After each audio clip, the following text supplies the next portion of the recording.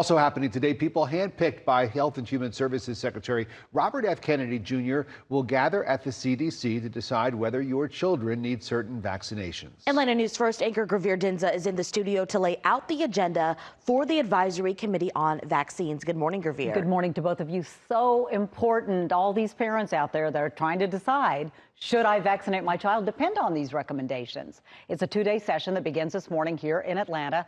The committee is tasked with advising the Centers for Disease Control and Prevention on the safety, the effectiveness, and the clinical necessity of vaccines. The team is relatively new.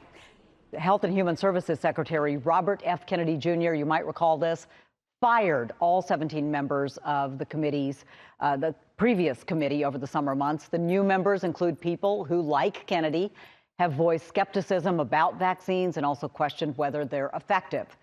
Former employees of the CDC have mentioned they're worried about the recommendations this committee is making based on scientific facts. Secretary Kennedy says he's focused on rebuilding the public's trust with an advisory board that is, in his opinion, unafraid to ask the hard questions. According to National Public Radio, the committee is expected to recommend delaying the hepatitis B vaccine that's currently given to newborns until children are 4 years old. And the panel's also going to discuss and vote on recommendations for the combined measles, mumps, rubella vaccine, as well as COVID vaccines. As you well know, we've seen measles cases rising across the country.